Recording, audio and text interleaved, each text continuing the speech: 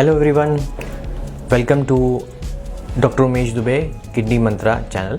और आज जैसे हमने आपको पिछली बार में बताया था कि हम बताएंगे कि किडनी की बीमारी किस किस को हो सकती है। जैसे हम बहुत सारे लोग सोचते हैं कि हम तो बहुत फिट हैं, हमें किडनी की बीमारी नहीं हो सकती, हमें कोई प्रॉब्लम नहीं है, ना हमें शुगर है, ना ब्लड प्रेशर है, ना हमें स्टोन्स की प्रॉब्लम है, ना हमें यूरिन में इन्फेक्शन होता है, फिर हमें किडनी की बीमारी कैसे हो सकती है।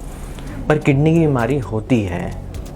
किडनी की बीमारी मैक्सिमम टाइम 50% केसेस में पता ही नहीं चलती, क्योंकि इसके कोई सिम्टम्स भी नहीं होते हैं। कुछ चीज़ें होती हैं जो कि आपके किडनी के डॉक्टर्स को ही पता रहती है, जैसे रात में बार बार पेशाब आना और वज़न कम होना, भूख कम लगना और आपका जनरलाइज वीकनेस मतलब सुस्त पड़ जाना, क्योंकि ब्लड की कमी हो जाती है।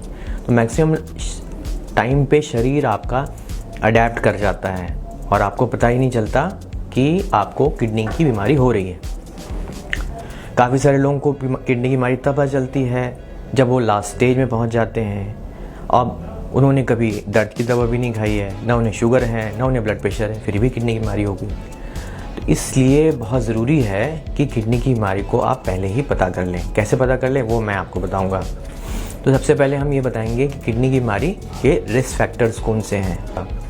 तो सबसे पहले हम ये बताएंगे कि किडनी की बीमारी के रिस्क फैक्टर्स कौन से हैं। रिस्क फैक्टर्स बहुत सिंपल हैं। सबसे कॉमन डायबिटीज़, दूसरा ब्लड प्रेशर, तीसरा आपका यदि आपको किडनी में मतलब यूरिन में बार बार इन्फेक्शन होता है और वो किडनी तक पहुंच जाता है, और चौथा जो होता है वो आपकी दवाइयाँ। कभी भी दवाइयाँ जो हैं खुद से ना खाने की कोशिश करें। मेडिकल स्टोर पे जाके दवा खाना ये सबसे बड़ी गलती होती है, क्योंकि जब आप डॉक्टर से प्रिस्क्राइब कोई दवा लेते हो जो रजिस्टर्ड डॉक्टर हैं, तो वो उसके साइड इफ़ेक्ट जानते हैं। उसके बगैर आप लेंगे तो उसके साइड इफ़ेक्ट्स आपको खुद ही झेलने पड़ेंगे। और एक बहुत ख़ास बात मैं आपको बताना चाहता हूँ, केवल एक सिंगल मोवरॉन की टैबलेट मतलब डिक्लोफेनाक की टैबलेट जो पेन किलर है, वो दोनों गुर्दे परमानेंटली डैमेज कर सकते हैं। ये बात बहुत कम लोगों को पता होगी, पर यह बात सच है। हमने काफ़ी सारे ऐसे केसेस देखे हैं जिसमें केवल एक टैबलेट एक पेशेंट खा के आया जो कि दर्द की टैबलेट थी, और अगले दिन 10 दिनों में उसके शरीर में सूजन आ गई और वो उसके दोनों गुर्दे हमेशा के लिए ख़राब हो गए। तो ये मेजर रिस्क फैक्टर्स हैं। और भी बहुत सारी बीमारियां होती हैं जो फैमिलीज़ में चलती हैं, जिसमें एक पॉलीसिस्टिक किडनी डिसीज़ होती है, या फिर कुछ अलग टाइप की ग्लोमेरुलोनेफ्राइटिस होती हैं जो कि किडनी को डैमेज करती हैं। पर इन सब चीज़ों को पता लगाने के लिए कि पहले ही पता लगा लिया जाए तो ठीक है, क्योंकि जब ये किडनी की बीमारियाँ एक स्टेज पार कर जाती हैं तो फिर उसका इलाज असंभव हो जाता है और फिर आदमी को डायलिसिस से कोई नहीं बचा पाता। इसलिए ये कुछ रिस्क फैक्टर्स हैं। दूसरा एक और रिस्क फैक्टर है बहुत ज़रूरी, वो है आपका वज़न।